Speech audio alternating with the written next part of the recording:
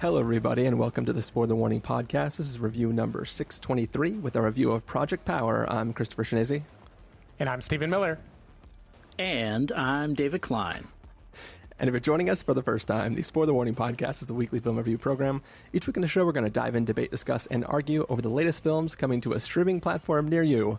We are here to talk about the latest film coming to Netflix, and this seemed like a fun, action-packed film that we could all kind of get around. It was like, why not have David Klein come back to help us review this? Because he is like the person to bring on for all wild action films that we can watch. I mean, would you say that's true, David?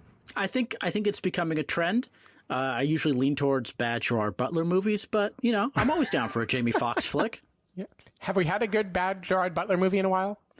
I suppose the last one was the nuclear submarine one, which was horrible. Not as bad as Geostorm, but yikes! And we have a new one coming out this year. Greenland, I believe. Is Greenland different than Geostorm, but he just goes to Greenland instead of staying wherever he stayed in Geostorm? In Geostorm, he is one of the world's most talented, smartest, famous scientists who invented the array of satellites. In Greenland, I think he's just a bro. Oh, he's just an everyday guy. Yeah, he's just a guy. He probably has like a hammer and works on this truck. Geostorm was so bad. I think, Chris, you never saw it, right? You were on vacation in Carson, and I reviewed it without you. Yeah, that one I had skipped. That was I think a plot-driven person especially would find it infuriating what that movie tried to do with his character. I don't even want to start on Geostorm. No, let's not go there. I'm sorry for even bringing up Gerard Butler, because, Angel Has Fallen was also pretty bad. I'm a big Has Fallen fan, and that was definitely the third out of the three, and also the third movie, but... Yeah, Jamie Foxx, I think Jamie Foxx underrated. We need more Jamie Foxx movies. I've been a fan since, what's the one way, way, way back in the day? Horrible Bosses. You love that movie. He is great in that. No, the one with Vivica Fox and he and his friend are trying to get laid. I can't remember the name of the movie, but it was very funny. Obviously, that was one I watched many times growing up because it was so fun. Yes, very funny movie. Yeah. That, and also, of course, Any Given Sunday. I mean, big Jamie Foxx fan. Right.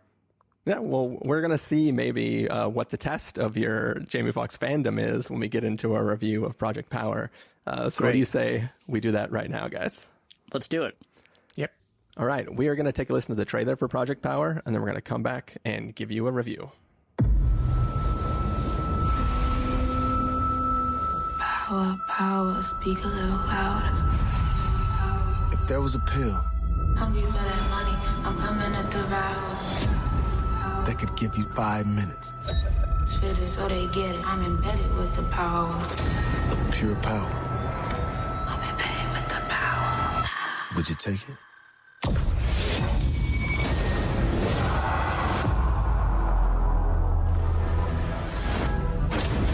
You don't know who I am and what I'm about, but I'll do anything to find that source. Listen to my voice. Am I lying? Welcome to Project Power. Our goal is simple: the next evolution of the human species. You ever taken one of those before? It can make you strong, make you invisible. You never know what your power is until you try it. You push that power, don't you? Yeah. On the streets, they're talking about superpowers, but they're not talking about how one hit could kill you. What's the plan now? You took something from me. I gotta get it back. Something or someone. This thing is tearing our city apart. Your kid has something to do with it? Where do you think they got the formula from? They have my daughter. Maybe we can work together on this. What do you need? You still got them pills on you? It's about to get real noisy.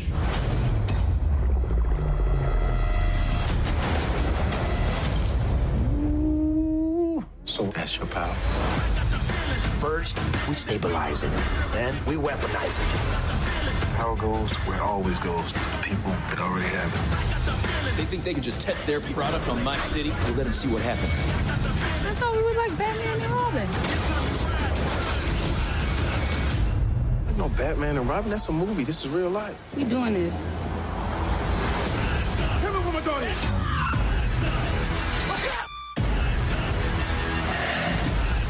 We're gonna end this. It's time to rise. It's time to rise.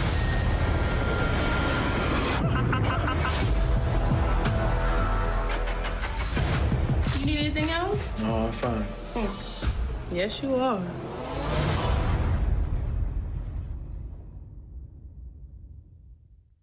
Woo! All right.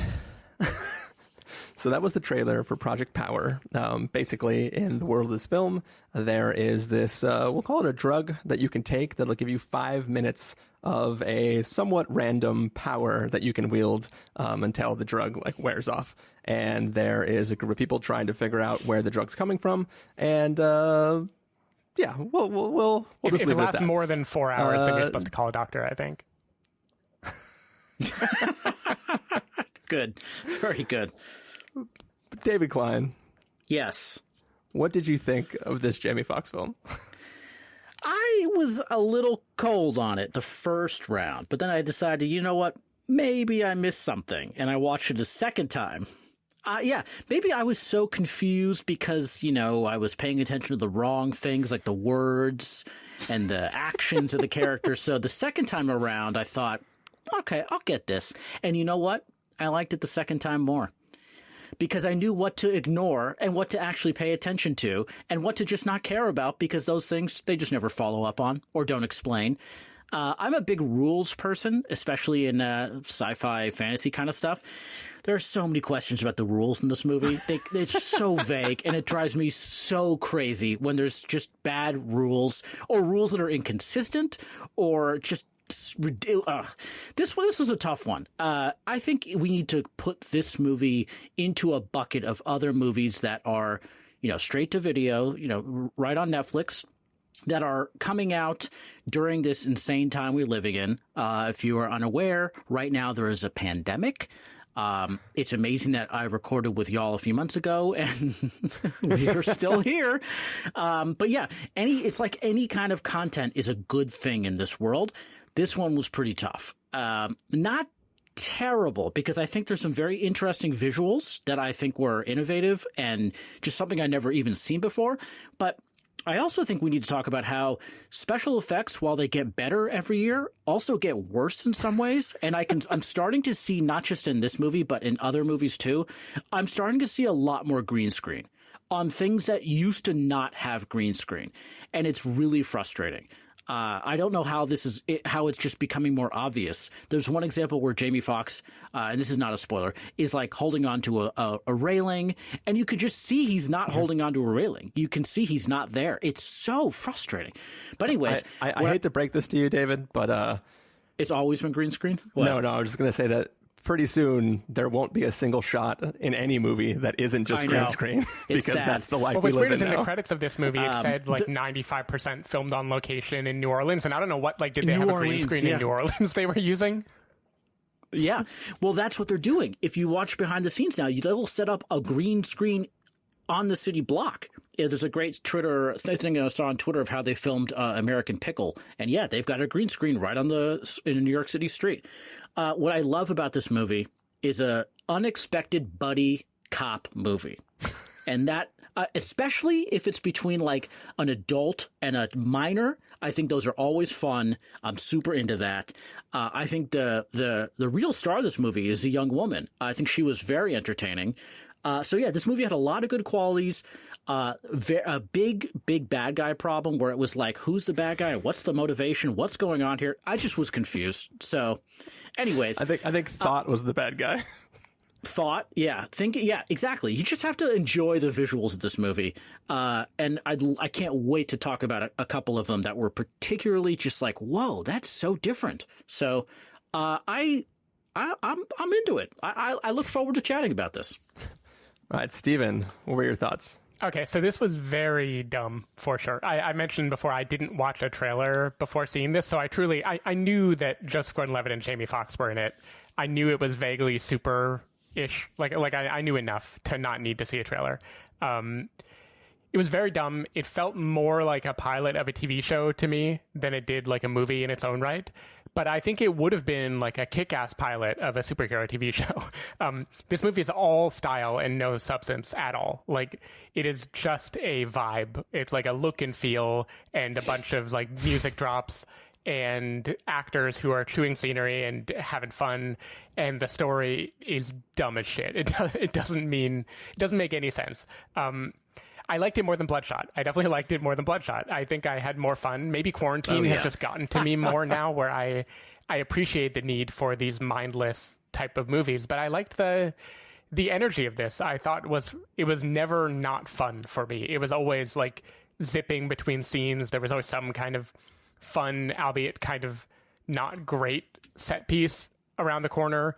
You know, there's some guy who's, you know, somebody's going to take the pill and a new power is going to pop up. And for the next like 4 minutes, you're going to deal with it. And then it'll go away and the movie will be moving on to something else. And like, when you get into that rhythm and you just don't care about anything else, it's fine. It's completely fine. The plot, I think, is not only dumb, but very hard to follow and like morally very tricky. There are characters you root for in this movie that do like terrible things routinely. The casualties in this movie, while characters aim for their act of vengeance or their final destination, it's crazy. It's ridiculous. Like, we watch so many people die who didn't have to die.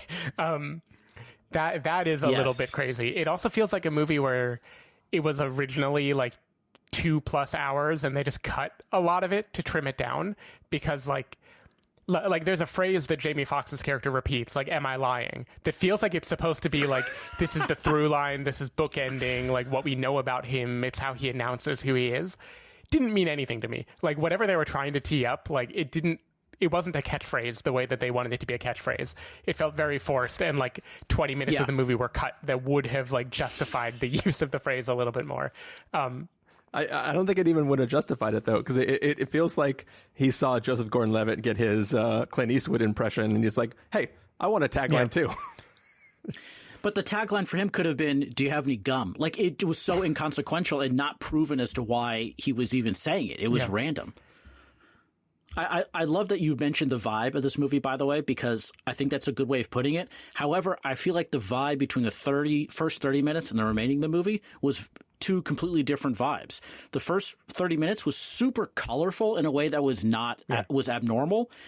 Things had bright lights on them that made no sense. Like, Jamie Foxx's shirt is glowing red in one scene, and it's the tail light for his little truck. No way. Come on. He looks like a giant glow stick, and it's ridiculous. But then they kind of just abandoned that partway through. No, I agree. Really, it had way more of like a comic book vibe in the first 30 minutes, I feel like, where it was all splashes of color, very heightened, very intense. It was like a bright version of Sin City or something. Like, it felt heavily stylized to me in a way that I enjoyed. And then you're right, it does by the end start to just mold into this, like, you know, the Netflix look. Like, it looks like everything else. But for a while, I liked the splash of color a lot. I agree with you too. I think the girl Dominique Fishback is like the actual MVP of this movie. I haven't really seen her in very much because I never saw The Hate U Give. She's starred in a couple other things. She is in The Deuce. I like her from that. I was trying to put my finger on it for a while. But which one's The Deuce? Is that the HBO show? Yeah, the Dave Simon HBO show. Okay. Yeah. She plays someone named Donna in that. But like, she is really good, especially because she is holding her own against Jamie Foxx and Joseph Gordon-Levitt, who are like the clear draws of the movie. But I feel like she's also the moral light of the movie, which is a cliche, you know, having the young girl be like the moral center. But still, it helped carry me when other people behave in ways that seemed reprehensible to me. But yeah, I don't know. It is not good. It isn't a very good movie, but I had like plenty of fun with it in quarantine. I was totally fine. And it's like in and out before you know what happened. Like, I'm not that surprised you watched it twice, because like it passes right through you. Like, yeah. No, this is exactly like Bloodshot. It's exactly like Extraction. I would argue it's exactly like Old Guard, where 10 minutes after you watch it, it's gone. It's just nothing. It won't impact you at all, except for the couple of scenes that I thought were very innovative. But yikes. Well, it's interesting. You used a lot of words there, including dumb, but then I think there were also some compliments. It's good dumb to me. It's like it's the kind of dumb that I enjoy. It's good. A good bad movie is the best kind of movie. Chris looks very uncomfortable. Well, David, you almost stepped on my thunder there for a second. I will say, so sorry. This is exactly like Old Guard, so much so that this film is literally the sequel to Old Guard if the bad guys won at the end of Old Guard. And they synthesized it into a pill. It's the exact same plot. The bad guys are doing the exact same thing that they're doing in the Old Guard, except for it's Old Guard for 5 minutes at a time. And it's a good point. There are some points like. My feelings kind of overlap a lot with my feelings about the Old Guard. There were some fun moments. I enjoyed like the cast interacting with each other. This obviously has more visually arresting things that are happening. I think the fight with the fire dude, I think is friggin' awesome as hell. I think it's even it's this film has the Six Underground problem where it's like in the first 20 minutes you get the most amazing action scene and then it will never live up to that again. But I think that scene, Six Underground. Oh man, we should talk about that forever. That scene is also very Extraction. While we're talking about Extraction too, I feel like that mirrors the best scene in Extraction quite a bit. Yeah, but just like the way it's choreographed and the way that character had set up those different buildings in that apartment complex so that he can move between them so fluently. Like everything about that scene was so rad. And I think that they're even just completely take the scene out of context and just look at the other individual powers in the film. And I think all of the powers do not have the same excitement that this flaming dude has in this film. So that was kind of, an annoying thing. But I think for me, one of the things that I hate the most about this film is, as you said, David, at the beginning, I like world building and I need to know that the world you're building makes fucking sense. And I think that this film, it's not just that the plot you can't follow, it's that it's not even the rules. It's just the mechanics of the power and where they come from. Like the idea is that these pills, like minor spoilers for, I guess, plot in this film, is that the pills are generating these powers from some sort of animalistic abilities that things have in the real world. But when everybody's walking around going like, oh, what's your power? What's your power? What's your power? That clearly implies that the power that you get from it's not like Harry Potter many flavored beans where you take one and you have vomit powers, right? It's no matter what pill you take, you will gain a very specific ability. Thank you. That's what I want to get into is what animals do all these things. By the way, I did look up a few of these things, and believe it or not, pistol shrimps are pretty badass. That is a thing. They are. I don't think they work the way this film thinks they work. I don't think so either. We'll get into that in we'll get into that in spoilers. But I'm sure there was some conversation at some point where it's like, okay, the obvious choice here is that there are different kind of pills just extracted from different kinds of animals, and you take the pill that you want to give you that animal's power. Yeah. And then someone said, no, let's twist it around. Let's make it random. I think it's a good idea. It did not execute well. Yeah, but they edited that in somewhere through the writing process, or people took their draft and went to separate rooms and wrote stuff and then came back and compiled them, or like it was one of those things like in a cartoon where like they're running through the hallway and they bump into each other and their scripts get mixed up and then they kind of like scoop them up and then run into their rooms, and they made a whole movie about it, and it doesn't, and it's a mess. It just doesn't freaking make sense. Another thing is there's a lot of stuff, as you guys said, this film has a lot of style and there's a lot of flashy things. But the problem is that some of the flashy stuff does not, it creates holes in the thing because they want to do this visually flashy thing, but it doesn't make sense to where the plot's going. If you watch any of this film, even watch the trailer, the pills work like this. You have a pill that seemingly has either two different chemicals or there's something that's separate about the pills. And when you're going to take it, you twist it and then you swallow it. The twisting is what combines whatever it is and activates it. It's like a Mission Impossible red light, green light thing. And as soon as you combine them, then the pill is active and you can take it. Correct me if I'm wrong, but in the very first scene that Joseph Gordon-Levitt interacts with a kid, the kid twists the pill and then he goes to swallow it. and then he snatches it out of his hand, and he's like, I'll save this one for later. I don't think that you can just do the twisty thing and then twist it again later. You know, it's like a glow stick. Once you've done the cracking, it's fucked. It's wasted. Yeah. So they don't explain if you can untwist it, and I assume the answer is no. But it would have been funny if you had like 5 seconds to go.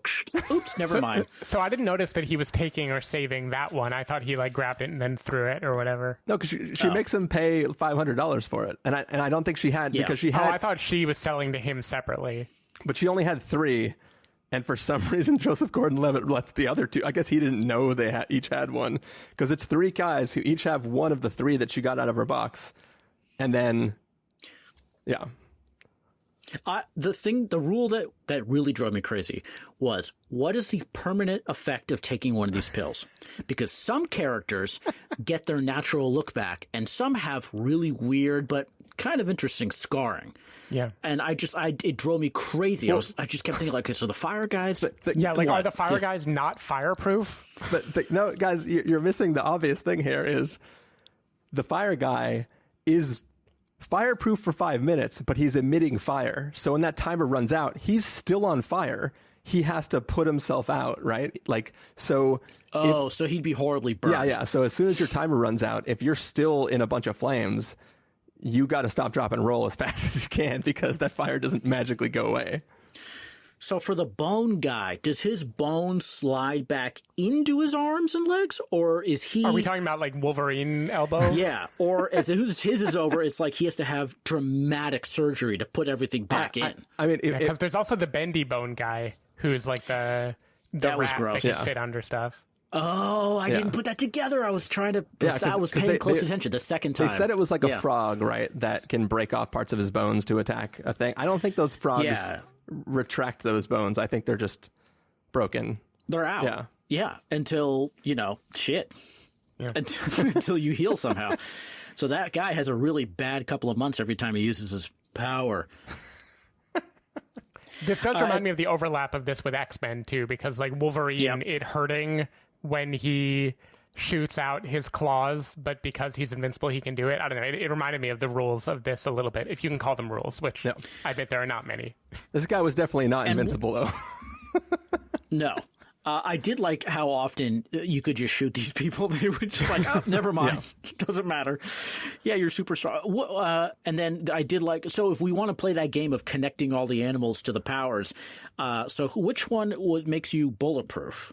I think they show like an armadillo or something, like forming a sphere. And that made that. Yeah, it was something with scales, right? Yeah, that was. I like the bulletproof one. I love the visual of. I don't think this is a spoiler because it's early enough in the movie. Joseph Gordon-Levitt getting shot and it giving him a concussion, even though the bullet flies off. I thought that was cool. Yeah. I enjoyed that. I didn't understand why his eye was red for the rest of the movie. Because he has like blood pooled in his eye. It was like a nasty concussion. Yeah. Was He's it fucked blood? Up. He should not be running around. Was it blood as a result of the shot? I think so. Head? Yeah, I think so. Bloodshot? Okay. The other thing I did appreciate, this was the first time in many years we have seen Joseph Gordon-Levitt get back onto a bicycle, which we haven't seen since. And he hurt himself. Amazing. Yeah, he hurt himself in production. I read that. The amazing movie Premium Rush, a delightful treat that you should definitely not watch because it was stupid unless you like Michael Shannon chewing screenery. That film is great. That film is great. I am disconnecting you from this call immediately. No Don John, but oh, it was so stupid. But it was really good stupid. That's what I love about it. But yeah, what was the woman who gets really cold? I don't. Do they talk about like temperature regulation or something? I don't know what. We should talk about that one in spoilers because that's another thing that I think. I want to know about that. That also ties in with my dubious ethics of this movie as well. Oh yeah, yeah. There's a kidnapping scene that made me very uncomfortable. Threatening to kill a child's mother is my god at gunpoint. Mm-hmm. I mean, good lord. There's some very interesting sexual jokes in this movie that I think we should talk about. And then the other one is the bank robbery scene. An amazing visual thing going on there with camouflage. I thought that was awesome. Yeah, I thought it was cool that Gautier was in this movie. Oh, there it is. Now I'm disconnecting myself. Yeah, so do we think there will be a sequel? I think they're definitely teeing up a sequel. Whether they will get one, they got to finish the trilogy, right? Yeah. I mean, there's a pretty good, like, strong wink to the camera that, like, I am not doing a sequel at the end of this movie. That was really funny. I was waiting for some kind of hint at a sequel, and then it's just like, no, camera, I'm not doing it. Sorry. I feel like it'll happen. I think especially this kind of movie, I think we're all assuming quarantine will never end, right? And yeah. If that's true, then movies like this that can be done almost entirely over green screen that are owned by Netflix, I feel like just assume all of them are going to have sequels. Yeah, but we never got a sequel to Bright, the Will Smith magic wand movie, and that I thought was definitely sequel worthy. I mean, it was terrible. It was psychotic. It was like it was like a bad dream. It was one of the worst movies I've ever seen, but I definitely watched the sequel. True. Yes, I think this movie would have been better if it had some Charlize. That's all I'm going to say. It was missing Charlize. I think we had like one woman, adult woman in the movie, which is really embarrassing, as the bad guy gal, who barely had any lines. Most of her was like over radio in like a video game sequence. I don't know who she is, what she works for. Like, yeah, no idea. You know what I do love, though? She's the mother of the guy from Old Guard who wears the suits with the hoodies. No way. Oh, my God. That's actually really good. I do love any movie that has a sweeping shot of a shipyard at night. I'm on board. Oh, yeah. I love a shipyard. A good shipyard scene is where it's at. By the way, when you watch this movie a second time, you realize why they start the movie with the shipyard, because they're going to end the movie with the shipyard. And there's like the trucks, and you start to go, oh, I see where everything's connecting here. But if only there was somewhere in our city that you could go to get that same feeling. Where? Alameda? Yeah. Okay. No one goes to Alameda. People only leave Alameda. Oh, I'm throwing down now, baby. I did live there and I left there, so. Yeah, I know. That's why I'm bringing it up. Yep. So I did like, because you mentioned the shipyard, and this movie does make a point, albeit it's kind of pandering, but to be like, we are New Orleans, we're a New Orleans movie. Joost Gordon-Levitt is going to have a Saints outfit where he's like a part of the city and he's rooting for the team. There are references to Katrina and like the last time we counted on guys in suits to look after the people of New Orleans. And there's some like metaphors there that they don't all work, but they are trying to make this be about like the war on drugs and like CIA being complicit in the war on drugs. And I thought it was kind of like fun themes that it was bringing up. Like it felt like it was trying to do more than your average dumb Netflix movie. I don't know if it succeeded in it, but I at least like the specificity of the location. Like every time it reminded me where it was, I was like, hell yeah, this is cool. I want to go to New Orleans. So I am not a sports person, but to me, this sounded like everybody in the world cares about football constantly. That's all they talked about. And so I did have to check with a friend of a friend who is from New Orleans. And yes, the Saints are a really big deal. And people talk about it a lot. I had no idea. And I thought this is really weird to talk about this constantly because I don't give a shit. But I just wanted to bring that up. It's real. Yep. I also, I like the fact that people can OD on powers. That's all I'm going to say. So, I like that. That's what Chris was referring to with the guy who just blew up. So when you said which animal blows up, I was like, it could just be ODing. Yeah. No, but I think it's different. I think the person I'm thinking of that blows up, it is the same as what might be a myth of like ecstasy. Some people just can't process it and they'll just die if they take it. That's what Dare taught me, at least when I was growing up. Could be a total lie, but I felt like this was a parallel of that, right? Because Joost Gordon-Levitt gives the same speech of like, they don't tell you that like 1 in X people, if they take it, they just die. They just explode. I couldn't quite place his accent. I felt like he was a little bit trying to pull like an Austin, Texas thing. It was really bugging me. And I also was offended that he was wearing a football jersey for 99% of the movie. Because like, do police officers wear football jerseys? Is that a thing? That was bizarre. Yeah. And then the other scene, of course, he's in a towel. I like the towel scene too. Not because he was in a towel. Great. I thought that was very funny. It was a pretty good scene. Is it possible? Do we put stock in the idea that he was dressed as a police officer, and then in lieu of this cultural moment, they like green screened, like they just CG applied like a Saints outfit instead, so they wouldn't have the visual of a cop like running around doing all this? What's wrong with the cops? Not going to weigh in on there. Okay, I don't really know what you're referring to. Yeah, I suppose they CG'd everything else in this movie. I would love to see behind the scenes of this and try to understand how they filmed all this crazy stuff. Just to be clear, though, we're not talking about the frozen woman because that's we'll talk about her spoilers. Yeah. Okay, there's some specific things I want to say about the whole conceit of that entire scene. That scene is amazing, by the way. Holy shit! It's where my favorite character appears in that scene. The South American drug lord. I love her. I want to see another movie with just her because she was so awesome. Yeah. Do we get to see any women like fight in this movie? Yes, her bodyguards fight and die very quickly. True. Okay. Yeah, you're right. Yeah. Sorry, but yeah, not a lot. And of course, we get to see someone fight for their life, but we're not talking about it apparently yet. So there's that.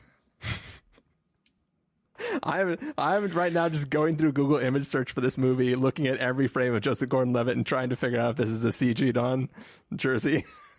It's not. I'm just kidding. I don't think it is. I think it's more their cheap way to show that they're definitely in New Orleans. Yeah. How do we feel about Joseph Gordon-Levitt's 2020 career moves? Because you've got this and you've got the 7500, I would argue, racist movie on Amazon that I also watched twice. I like to be thorough when I watch movies. I want to make sure I can't catch possibly everything. dislike this. I must have just not got it. Let me try this again. That is literally how I approach everything in life. If I don't like something and other people do, I'm like, something's wrong with me. I gotta really dig in here. So does that mean you don't rewatch movies you like more than once? Do you only do this when you don't like a movie? Because that must be such a sad existence. That is a really good point. One of the movies I rewatch quite often, though, is Rudy. That is the perfect movie. So that is one I will rewatch. But yeah, I like to watch the good, bad, and sometimes leading towards bad movies again, just to be sure. Because you never know. Something I may have missed, like Rick and Morty. I don't get it, don't like it, but I keep trying to watch it because, like, maybe I'm missing something here. You definitely are. But I will say, if Rudy had some pills that had power in it, maybe they would have put him in more plays. Are we talking about the Cosby Show? Just so we're clear. No. No. Rudy is the daughter in the Cosby Show. No, we are talking about the Sean Astin epic adventure. Yeah, I'm just kidding. Oh, I know. I'm just kidding. And then, of course, he went on to have a lisp and be a steroid-taking bodybuilder in 51st Dates, which was a very weird decision. Yeah, big fan of Rudy, though. Movie makes me cry every time. Yeah, I'm on board for JGL's life choices so far. I agree that 7500 is for sure problematic, definitely racist, but I think he is pretty good in it, and he doesn't do that much that is problematic. And I don't know, he's getting that money. I'm into it. I bet they filmed that in a weekend in a room. Yeah. Yeah, I mean, I don't think he was really flying a plane, so it's probably pretty cheap. That's pretty accurate. Yeah. I was waiting for Harrison Ford to come in and just be like, get off my plane. I think I mentioned in the review, yeah, for sure I did, that movie, I was so ready to forgive it if it was based on a true story. And then when I learned it wasn't, I was like, oh, this is just racist. Wait, how come I've heard you say that before? Did you? Oh, you reviewed that movie and I listened to it. That's why you, I listened to the episode. Okay. I was going to ask if you decided to rewatch it after you listened to our review. I think I watched it, then I saw your review, and then I watched it again just to be sure, like, I catch all the things you guys were talking about. Because I'm a very respectful listener. Yeah. I think the same is true of Project Power. Like, I would forgive all the plot failures if this was based on a true story, but I'm afraid I don't think it is. I was curious that it's not based on, I read in Wikipedia, an X-Men Marvel comic called Powers or something like that. This is just its own thing. Yeah, it was a script that was called The Power that I think was just sitting around for a little while. Honestly, The Power is a better movie. Project Power is stupid because I don't think they ever call it Project Power. I guarantee you that this was like the code name for this. It was like Project Power, and then they're like, and then they forgot to like I don't even think they delete. They just couldn't come up with anything better. Yeah. Yeah. No, pretty bad. Well, there was also there was a book called The Power by Naomi Alderman a few years ago, and some studio bought the rights to make that into a movie. So I think like they maybe changed the name so it would be more Googleable. That might be what happened. Yeah. And also Limitless was already taken. So nice. Also, great movie. Robert De Niro underrated every time. And I like the bad guy in that movie. He's in that new show on HBO. Did you see The Joker? Perry Mason. I did. I'm still recovering from that incident, and my wife has not forgiven me for forcing her to watch it. As long as we're going off the rails and talking about stuff from a year ago, did you guys see the Grouch SNL sketch based on Joker? I'm sure I did, but remind me what happened. I didn't see it until yesterday, and it was so fucking good. Like, I can't believe I didn't see it sooner. You gotta put that in the show notes because I gotta watch it. Yeah, put Grouch in the show notes. We won't drop it in the chat right now, so you have it. We'll put it in the show notes. Please put it in the show notes. No, the only SNL clip that I watch regularly, because, every time someone says coffee is for closers, I go, nah, cocoa's for cobblers. And they go, what are you talking about? And then I blow their minds with cocoa's for cobblers. I guess we have gone off the rails. So Project Power. Let's get back. I think that to talk about this film anymore, we would have to get to spoilers. So for now, what do you say, guys? We get to verdicts? Cool? Yes. All right. Yes. And remind me of the system. It's 12 options. I will remind you right now. Okay. Thank you. So David Klein, if you yourself were going to give this a must-see, recommend with the caveat, wait for rental, pass with a caveat, or a must avoid, imagine we can still see these in theaters. What would you give it? Oh, I was actually going to ask about that. Do you think this was a theater movie originally, and then they just said, nah? It really felt like a direct-to-streaming movie to me. Just the style. I couldn't imagine it on a big screen. But Bloodshot was going to be a theater movie. Oh, my God. Right. Bloodshot would have made $254,000. I would predict. I think this is what was the second one? Watch with a caveat? It's must see. Recommend with a caveat. Recommend with a caveat. That's what it. Recommend with a caveat only because it's not that great. Like, it's not going to blow your mind. It's very, like we've all talked about, sloppy. It's sloppy. It's not well thought through. It's inconsistent. It's confusing. But I think there's enough there. I love Jamie Foxx. I love Joseph Gordon-Levitt. I thought the what was her last name? I'm so sorry. Fishback. I thought she was great. And like I said, I love a good dockyard scene. So I think it's the caveat is that it's just not that great, but it's visually stimulating, and that's enough for me most of the time. Although Aeon Flux was a bad movie, even though it was very visually stimulating, but this what I would say is more entertaining. Steven. Well, I would say this was less visually stimulating than Enter the Void. It was more visually stimulating than The Artist. So somewhere in that continuum. Wait, The Artist? Are you talking about the Scientology movie? And I'm talking about the Academy Award-winning movie that we all love and remember so well. I think The Master is the one that you're thinking of, right, David? Oh, I was thinking of The Master. Sorry. No, much better movie. Anyway, I don't know. I'm giving this like a positive wait for rental. I feel like this was a fun rental. I had fun with it. I enjoyed my time watching it. It is not very great. It is gone the moment you finish watching it. I'm never going to think about it ever again. If a sequel came out, I would watch the hell out of the sequel. So that's where I'm at. I thought it was totally fine. Totally fun. If you're never thinking of it again, how would you think to watch the sequel? What accent did you just pick up?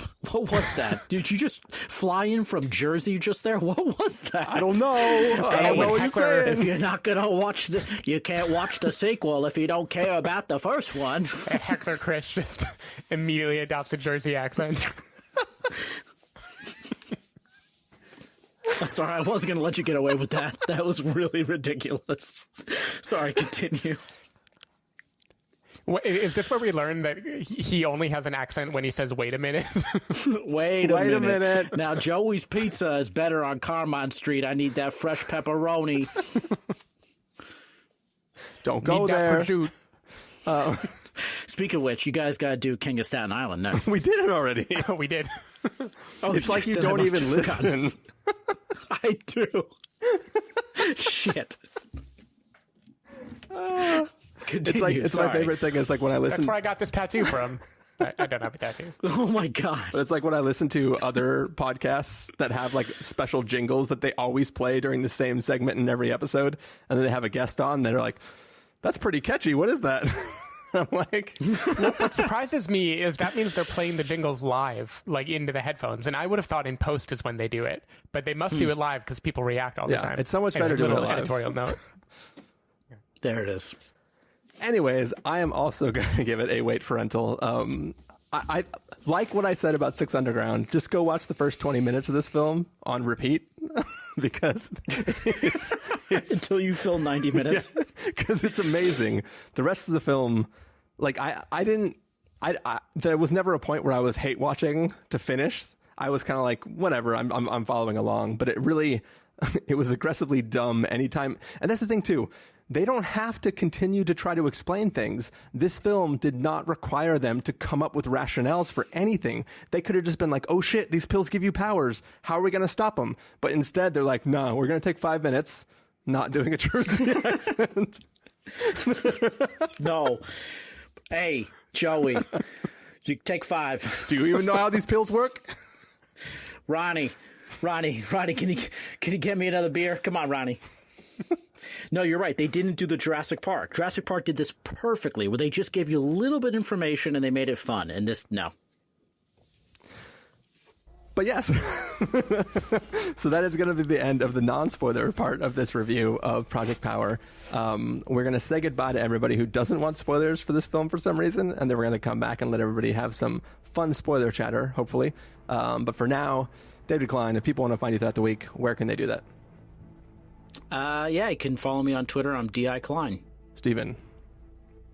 Twitter.com/SDavidMiller or SDavidMiller.com. People can find me at ChristopherInRealLife.com or Twitter.com/ChristopherIRL. You can find the podcast over at TheSpoilerWarning.com, where you can get a bunch of the back episodes of the show. If you want to subscribe to the show, you can do so on Overcast, Stitcher, Apple Podcasts, or wherever podcasts are found. If you want to know when the episodes go live, you can follow us at Twitter.com/SpoilerWarning, Facebook.com/TheSpoilerWarning, or Instagram.com/TheSpoilerWarning. If you want to get a hold of us directly, you can send an email to fans@thespoilerwarning.com, or you can use the contact form on our site. Music for this episode will come from the soundtrack to Project Power, so hopefully you are enjoying that. That music is going to fade up now, and when that music fades away, we're going to be in full-blown spoilers, so stay tuned for that.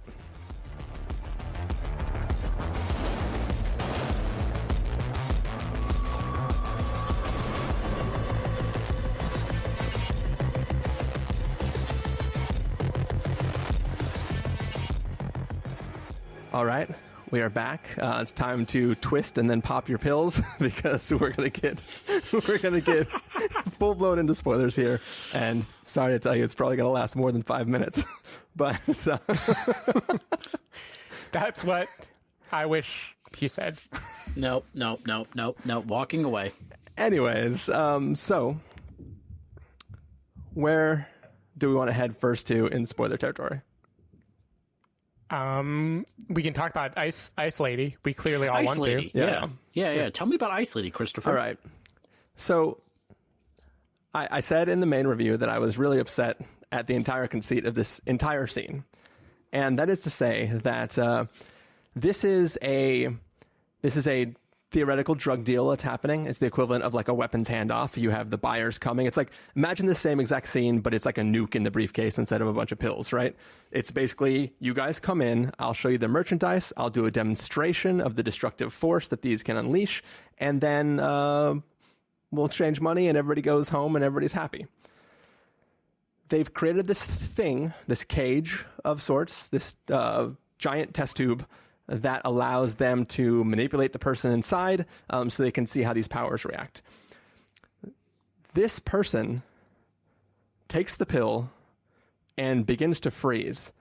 And then, to offset that freezing, they turn on heaters.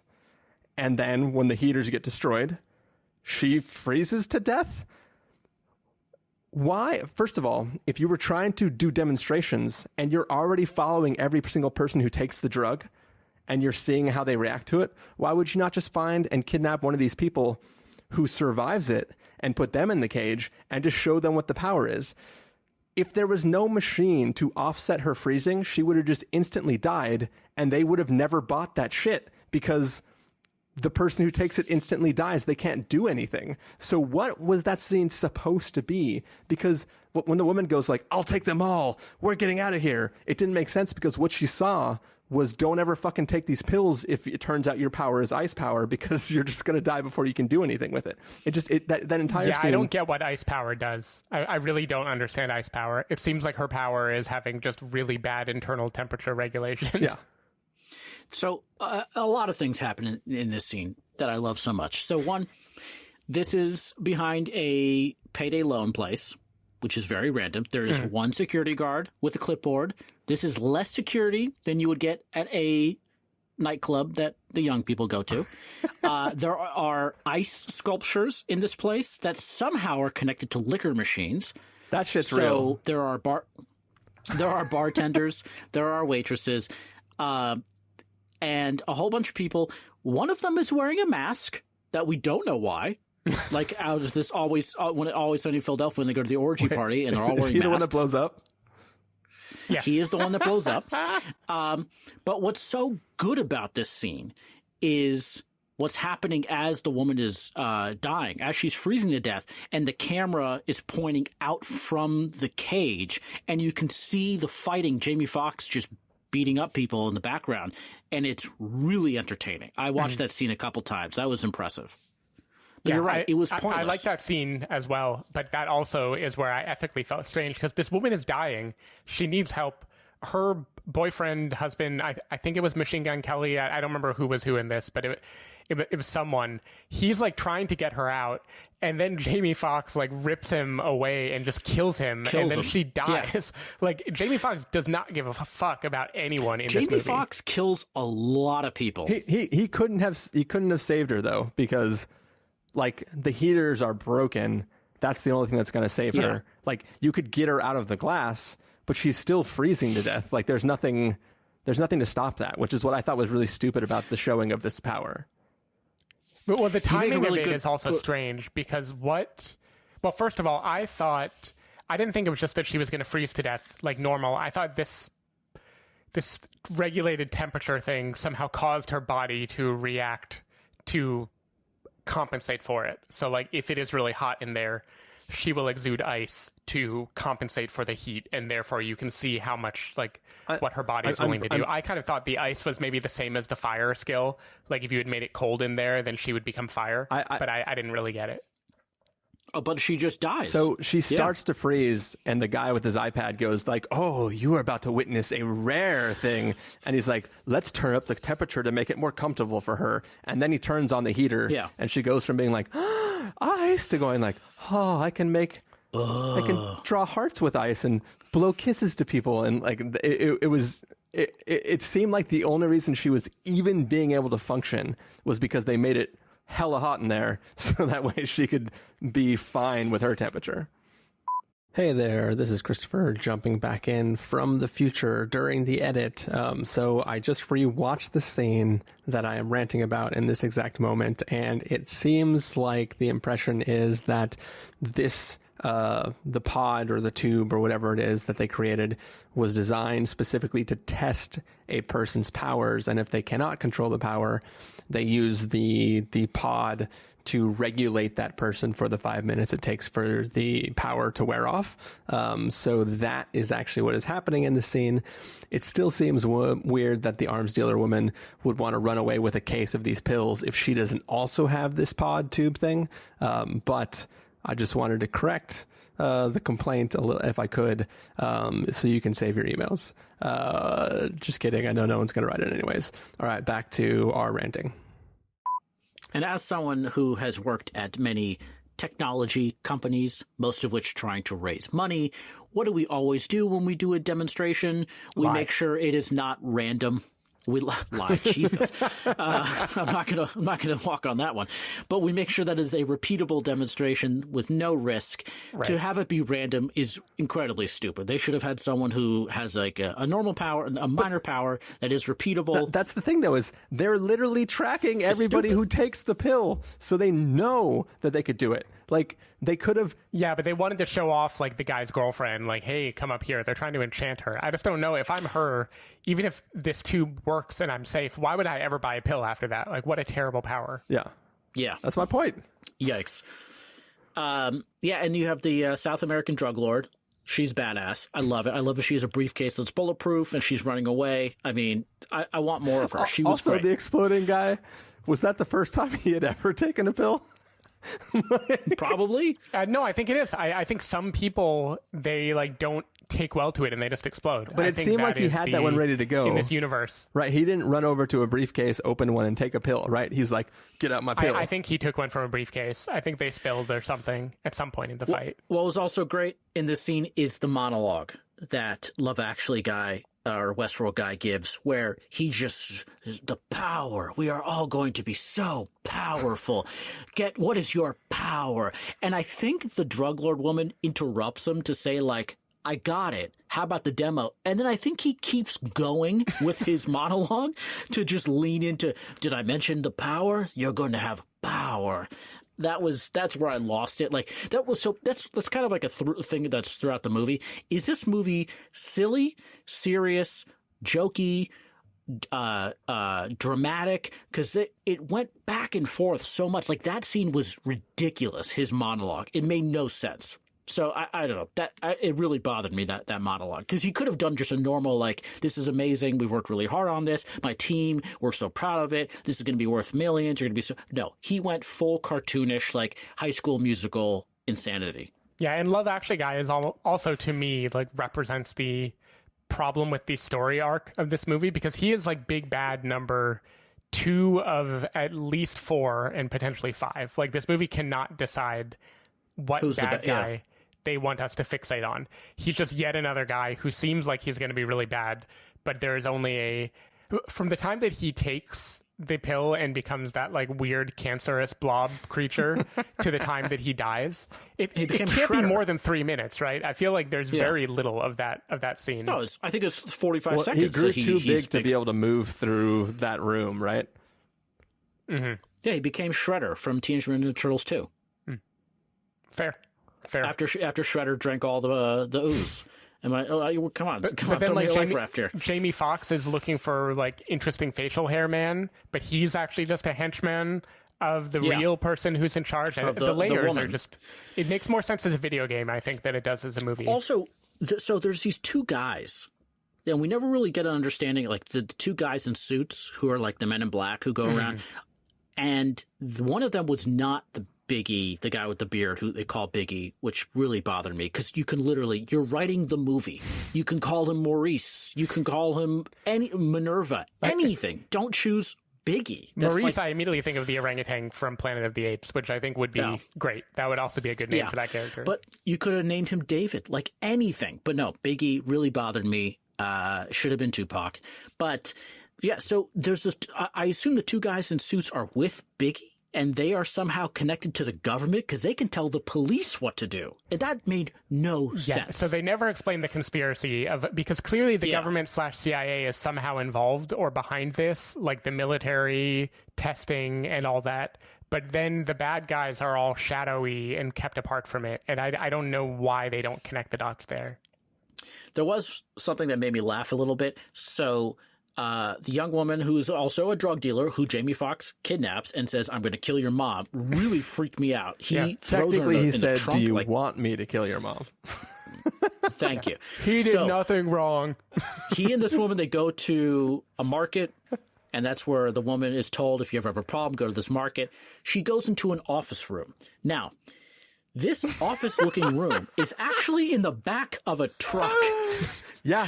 Because that the office can be any mind. convenience store, right? Or not any supermarket, right? They just pull that up to the back of any supermarket. Shit made me laugh. There's a coffee machine, a desk, and it's just and then when they drive away, you can see the door that closes to that office is just a regular door. The back of that truck is like plaster and a white painted door with a doorknob. It was the weirdest shit. It reminds me of those videos you see when like somebody goes into a porta potty and they move like an entire office of like Japanese businessmen up to the door of the porta potty so that when they exit the porta potty, it's into somebody's conference room. Can you please put that in the show notes? I need to see that. I've not seen the video. The other, it feels like you're relating like an experience we've all had, but I've definitely never had it before. So, which animal can pop bullets out of its torso? Oh, man, I knew that. I used to know this in science class. Because that really bothered me. They just, and I think, did that happen to multiple? No, that just happened it was to him, the lizard can heal. Remember? and quote, it can healing heal and pop regrow. bullets. So that guy literally is Wolverine minus the claws. So if that guy and the frog guy had a child, that child would be Wolverine. Nice. Wait, wait It's a power, minute. man. Wait. Okay. Because it took me a while to figure out how did Jamie Foxx kill that guy whose bullets pop out of him, who had the casual kind of crummy office space in the back of a truck. And I guess, so Jamie Foxx stabs with the knife, the 5 minutes runs out, and so the guy can't heal. I think that's how he dies. A lot of people, man, Jamie Foxx doesn't give a shit. And the way he kidnaps Robin in this movie, I felt like the movie was doing a thing where we thought we were supposed to root for him, but then we were going to learn he's the big bad. He's like the Kaiser Soze or whatever of this movie, because he seemed so unredeemable in that moment. I felt like there's something about this guy that is like, well, he can't be okay anymore. You know, like he has to be a person with the downfall. There's a part of the movie where they literally say, this is the bad guy, and it's a picture of Jamie Foxx, and you're like, wait a second, I'm rooting for him. I don't understand. That shit pissed me off so much. Because it's like, okay, I get it. Joseph Gordon-Levitt is the type of person who might, like, just go rogue all the time and, like, go run into a bank to do his own shit, even though he's not supposed to. But, like, what kind of fucking detective goes like, oh, you pulled a thing from your hat, and now I know the entire back. It wasn't like a file. Like, he could have done, like something somebody may have done in a film called The Old Guard, where you provide a whole file with a bunch of shit and go like, hey, let's carry this out, right? But no, he just hands him a picture and be like, see this guy? That's the real guy. This is the bad guy. Yeah. Well, that also annoyed me because this movie, nothing functionally would change, as far as I'm concerned, if in that moment the police chief, instead of saying this is the bad guy, had said, okay, you want to really make a dent in this. This is this vigilante we've heard about that is fighting them. Yeah. You know, there would be one scene for like half a minute where they think they're against each other that wouldn't exist anymore. But otherwise, I feel like the whole movie would work the same way and it would be a lot less muddied. Yeah. I think, there's a lot of things that could have prevented this movie from being so muddy. I was just so frustrated with the rules and trying to figure out why some people's skin looked all messed up. That I couldn't get past it. I answered that one for you, David. Yeah, I did. I already answered it for you. Oh, I thought you said I haven't answered it for you. I did answer it. Remember? Fire guy is no longer fireproof when his timer runs out. Yeah. No, it's answer for me now, but I was confused back when I watched this movie 2 times. Yeah. Oy. You know, so Love Actually guy, I was just looking at him on IMDb to see where else I've seen him before. He has had quite a career because he played in 300, he played Xerxes. Oh shit! And in like the new Ben-Hur movie, he played Jesus. So he has just been all over the ethnic map in movies. I vividly, I used to be a big 300 fan, and I was at Target once. And I saw 300 on Blu-ray was like $4.99, and I bought it. And I came home. My roommate said, "You already have 300 on Blu-ray, right?" So, and that's after I had it on DVD and I got the Blu-ray. So I ended up with 3 discs. It's a problem. But anyways, I just don't see the Xerxes. That's really interesting that he was Xerxes. Wow. Yeah.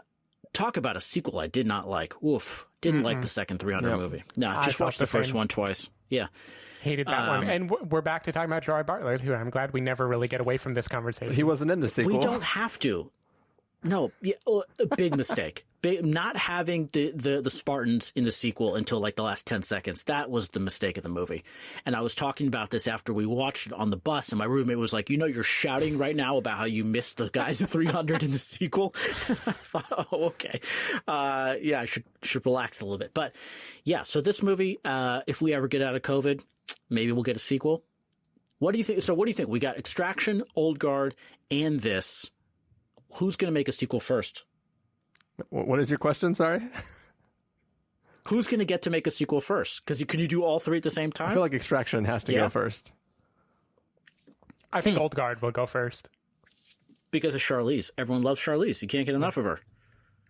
Well, and because Gina Prince Bythewood is kind of like on a tear right now. I feel like people I think she's going to get a sequel because this was a success, and Netflix claims it was viewed more than like any other movie ever, which who knows what. Even 6 Underground?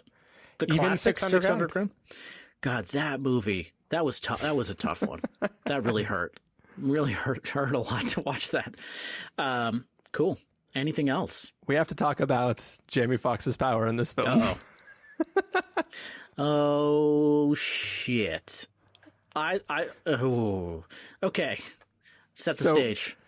At the end of this film, Jamie Foxx has been teasing us forever about this crazy power that he has, that he is saving. He's like, I will not take this pill. I'm going to save it for an hour. He literally at some point in time says something like, I'm saving it for rainy day or some shit. And he finally gets his chance, pops the pill, does whatever the hell the metaphorical equivalent of this mantis shrimp thing is. And pistol. There's a few different names for it. But essentially, Steven has his problem about he literally kills like 50 people in that moment. He becomes Dark Phoenix, basically. I have a problem that I'll be honest, I didn't know it was the shrimp until after the fact. I didn't know it was the shrimp until today. And it still makes me more mad that it's the shrimp thing, because it doesn't make any fucking sense. First of all, how could he literally hit everything on top of that ship except for the girl? Thank you. The moment that started, I was like, oh, he just killed her. Oh shit, that's really sad. Well, it seems like he can bend it, because some of the times the ray kind of gets like targeted. If you like when it does the far away shot, the little rays do. Seems like he could fling those in specific directions, but he goes like Super Saiyan, and there's just like a void of power around him that is like, well, clearly there's some sort of force everywhere. So here's what pisses me off. First of all, it can't just be the speed part of the shrimp thing that he's doing, because it doesn't make any sense, right? Because he's not moving. He's standing still. We can all admit he's not moving. Most of us are slower than him, but like we all admit radiation. He's not running. So the only part of the shrimp that works is the fact that the shrimp's attack is so fast that it can boil the water that closes back in on the gap between where it swung, right? So to translate to this film, he is boiling the rain and using that as the attack to kill all the people on top of the ship. I don't think it works that way. Rain already has air between it. The boiling happens as the water rushes back together from the quick attack. It doesn't happen because the attack is power. I think he's just so quick that he moves all the molecules, all the air molecules, everything just gets set to very high temperature and shoots out. Do you actually believe that, Steven? That bendy power. I believe it 100%. I will die for the truth. Jesus. So would that have worked if it weren't raining? No, it wouldn't have worked. That's why he said, I'm saving this for a rainy day. Nice. Oh, shit. I definitely thought he murdered Robin. I thought that was pretty obvious, because you're right. You see like a mushroom, not a mushroom cloud, but you see like a sphere emanating from him in all directions. But then he does start to see. I thought he was going to murder Robin, but then his daughter was going to heal her. So I was kind of right about the dynamics. They just made it. And then also I don't understand. There's no good way to physically show that healing someone is hard, because they just have her kind of screaming and holding her hand in front of him, and it didn't really work for me. You haven't seen The Last Jedi? What is Skywalker? What the hell is the movie called? Rise of Skywalker. One of those. The end of Star Wars, hopefully. That's what they should call it. That's a different topic. Here's the other thing, though, about the stupid healing thing. Yeah. First of all, it's telegraphed, right? But the way it's telegraphed is in a way that maybe the girl doesn't know she has healing powers, right? They basically do like a throwback to E.T., where like E.T.'s like, and then like the plant starts to grow itself, right? There's no way that as she was leaving, she's like, well, I can't have a dead plant here. Let me heal this plant before I go. She clearly like stumbles and like tries to catch her breath. And while she's leaning against the cabinet, the plant inside the jar heals itself. So what you would expect is the normal sort of thing where like, they're like, no, why did you die? And then while she's holding him, he comes back to life, right? It's cliche, but that's what they're setting up, is that she can accidentally heal things that are near her that need to be healed. But instead, they make her just do like the, once again, going Super Saiyan, but for healing. And it just seemed unnecessary. Well, and also, how is she the source of all the power? Because what animal can heal people? No, because see, the pills are generating this power based on animals. She was born with the power Chris already. Is really working hard right now. He's really working it. Like, something was special about Jamie Foxx, and she inherited natural power, and that's why they were studying hers, because everyone else needs to take the pill to become powered, and she was able to manifest some power-like abilities. Like, that's why he's like, where do you think you got it? But she is now the source. She is the source of the pills. Like, they need her to create more. Like so you said, about her the cells, opposite of Olgard. Yeah. But, like, what about her cells? If her cells have this healing power, would mix to create, like, fire powers or other things? They seem fundamentally different to me. Well, she's like Silas in Heroes, where she just has all the animals' powers. That's what I'm going to guess. And also, the sequel, we're going to need the mom. Oh, I think she... Oh, yeah, we are. I think she has natural power, and they are combining her power with animals to bring out their animalistic power, and that's what they're doing. But then once again, it doesn't make sense why you go like her powers plus frog that can break its own bones and attack people equals this guy, when he takes the pill, gets that power. That's what doesn't make sense. For the audience at home, I really wish you could see when Christopher is trying to make a point involving this guy and that guy, the amount of rotation in his torso and the pointing at different parts of the room is gold. It's like he has the rat bone power. Yeah, he's all over the place. It's amazing. That was really... Watching that scene was really disturbing, by the way. Yeah. Gross. Yeah, so... you guys, Fast 9, not till April. Right. Yep. Really sad. But American Pie 9 coming in October. So not so... Oh, yeah. Wait, when's American Pie 9 coming out? October 8th, I think. Oh, yeah. I've seen all 8, including the 4, 5, 6, 7, VOD ones. Big fan of 3. 3 is definitely my favorite, the American Wedding, even though it's missing Chris Klein, but big fan of American Pie 3. What do you think, Stephen? It has been too long since I've seen any but American Pie 1, but I'm very excited to revisit all of them.